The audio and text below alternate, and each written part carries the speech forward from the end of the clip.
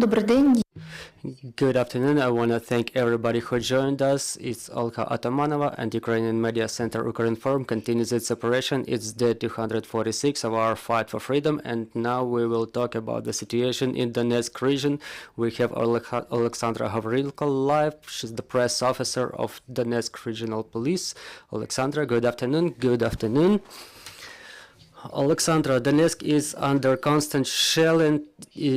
In the night, Kramatorsk was under strikes. What are the consequences of these night strikes? Yes, Kramatorsk unfortunately is on the list in our daily report. For the last 24 hours, the police recorded 8 settlements which were shelled. They are Avdiivka, Bakhmut, Kramatorsk, Велика Новосілка, Дружба, Хромове, Архангельське, Ямполівка. Bakhmut and Avdiivka are the towns that not even almost, but on a daily basis show up on our daily reports that are being shelled on a daily basis. They are the hottest sectors, so to say. This night, Kramatorsk was included on that list of this settlements under strikes. Just like always, the civil sector is under strikes. 11 houses, 11 residential buildings were damaged along with the infrastructure facilities. Do you have any information about dead or injured? Yes. Yes, we have dead civilians due to the shellings. I cannot tell you the exact number because it's commented by the military administration, but yes, as I mentioned previous time during our previous air, almost every day we have injured or dead. And if there are no such cases, we think that the day passed more or less good if we don't have the cases of injuries or deaths. But unfortunately, they happen almost daily. Alexandra, recently there was information that police fulfilled the operation, we can call it this way, as to the operation of rescue of a boy who remained without parents because, for what we understood, his parents were killed by the occupants. Can you please give more details on this story and how the police in this mode manages to provide help to people and save people from those, rescue people from those settlements which are being constantly shelled by the occupants? Yes, we published that story about a boy. It's really a story which is being perceived very difficultly even by the policemen who organized this rescue operation. So we received information that 2 people were killed after a strike. But first, it was impossible to retrieve the bodies because the situation was very hot in Bakhmut. The kid stayed at home. The parents left him. The parents left for the funeral of a relative, and they left their kid with a neighbor to look after him, and they left and never came back. When the boy found out about that, I think it was impossible to hide that information from him, so he grabbed his bike and he wanted to go to that site to take a look, but timely he was stopped and the police came to his neighbor's house. He was already at home. First, they had to talk to the kid to calm him down. who we are, where we take him, what happened, and what's gonna happen next. It's like the same situation for all the kids who live under stress there all the time. And another component of the stress is that his parents perished, and then people dressed in uniform come and try to take him. It's a very delicate issue to how to explain it to the kid and to calm him down. Well, you know, Bogdan turned out to be quite a strong-spirited boy. He was not frightened. He went with the policeman, and for the time being, we understand that the boy is safe. Yes, he's safe.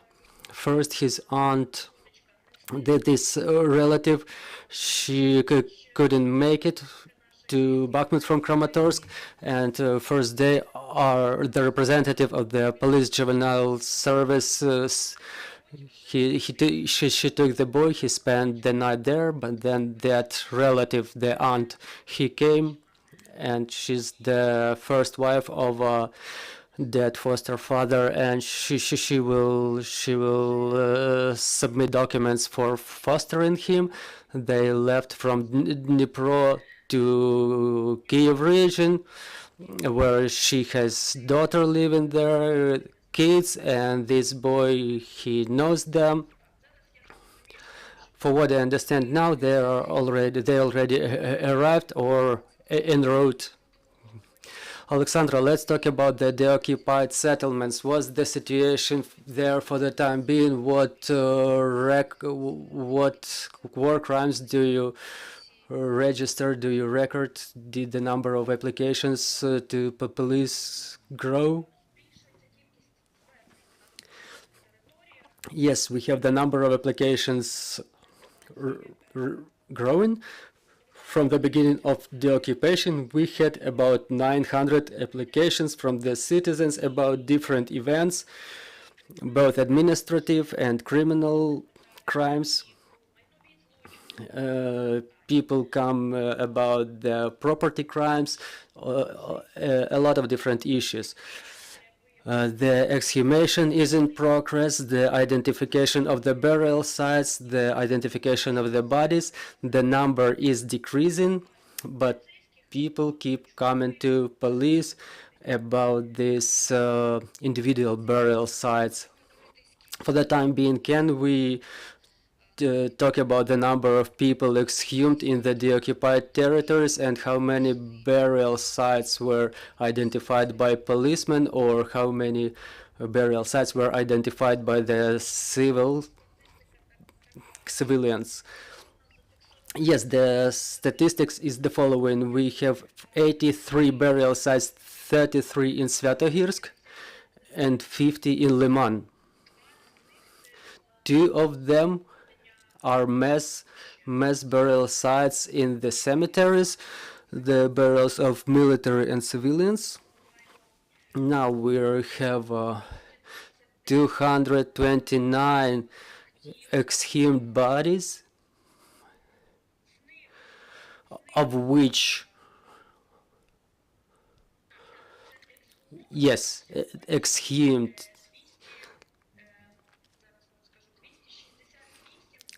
229 exhumed and 268 dead civilians whose bodies were found in the occupied areas, of which 146 exhumed. Also, I wanna ask people whose relatives lived or who knows about that their relatives died. I asked these people to come to police to provide the biological samples so that we could to maximum extent identify the people who perished. It's very important for us, and even if people only just come to us about the burial sites, we take biological samples we work for perspective in case the people don't come to us now and they come to us later, so that we could do the investigation and to identify their identity. Talking about the results of the investigation, what do they tell us about?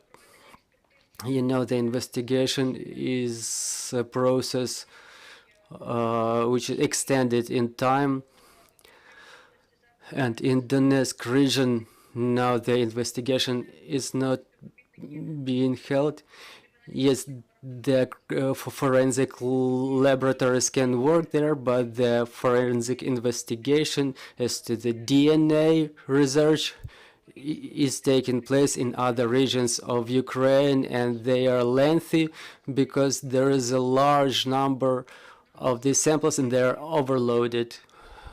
For example, right before our air, I had a call from our investigation department, and they reported that there are completed investigations on the reasons of the deaths of children. We had 5 children exhumed, 4 in burial sites of the civilians in Liman, and another boy was exhumed from a yard in Liman. And the results are as follows. One family with a boy born in 2012 and a girl born in 2008 died due to the pressure on the body with a heavy object. We have the information from the witnesses that children were at homes and they were probably pressed to death during by a wall, or some debris resulted from shelling. Other 2 girls exhumed from a mass burial site. The cause of death was a shrapnel injury in the head. Both girls born 2019 and 2021. The same investigation results. And another children body exhumed on individual grave, buried by their parents. The investigation results are not yet ready. As to other investigations, we still don't have results. The work is still in progress. I announced that as soon as we get the numbers by the forensic investigation results, we will promulgate this information. Thank you, Oleksandr. Dear colleagues, your questions, please. Good afternoon, Ukrinform. I probably will express my subjective opinion. I'm following the news, and I see that the phenomena of treason is also inherent in enforcement agencies. When I've seen the information about the whole unit of law enforcement switching to occupant side, and these are the people who were going through re-attestations. These are the people of the new generation. Why did they become collaborationists? In your opinion, what was not perfect in the system of their selection?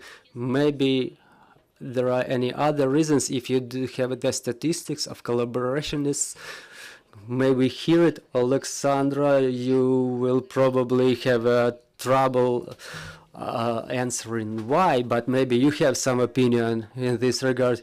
Yeah, first of all, yes. The topic of our air was the operation of police in the occupied areas.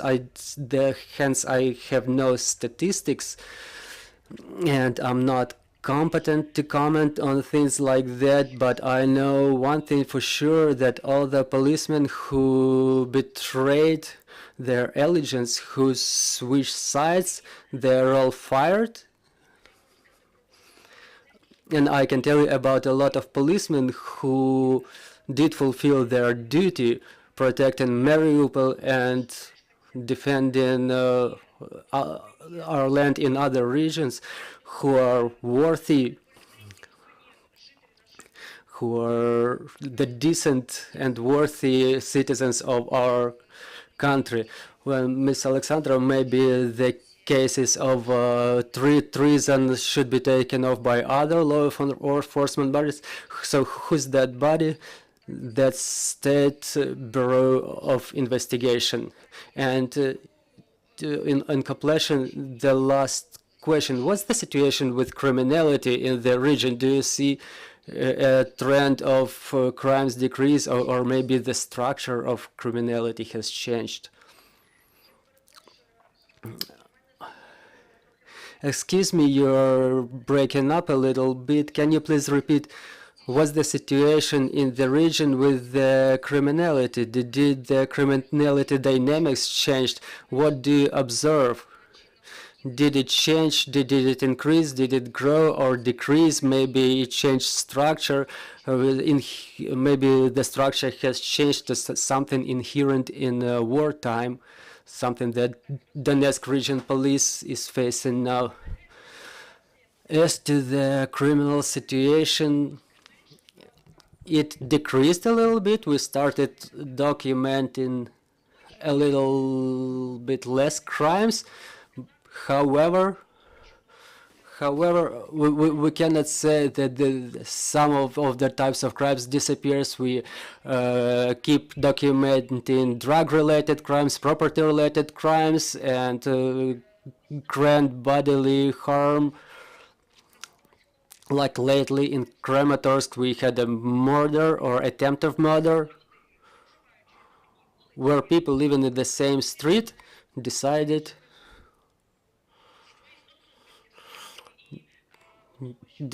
to solve their problems, their relations, and the policeman deprived a person of one grenade, and he tried to plant a grenade on the other person. So yeah, we document crimes like this, just like it happened before the war. Now, just the huge component of our job is documenting war crimes, which were not inherent in our work before wartime. And on top of that, police is a service support. It's helping people with evacuation, humanitarian aspects, cooperation with the administration. It's a huge aspect too. But as to the increase or decrease in some types of crimes, I can prepare more detailed information, because I don't have a statistics on what increased and what decreased. I know that unlawful appropriation of vehicles, it's not that it increased, but we keep documenting this crime on a daily basis. It's about people who come back to their homes in the occupied areas and who were living, for example, who were previously evacuated and now they're coming back. Their vehicles disappear. So the policemen keep recording these crimes in this area. Thank you, Ms. Alexandra. I will remind you, we had Oleksandr Havrylko with us, the press officer in the Donetsk region. We will have our next briefing at 14:30. We will have Oleg Korykov with us, acting head of Держатомрегулювання, and we will talk about the nuclear security in the country. So stay with us.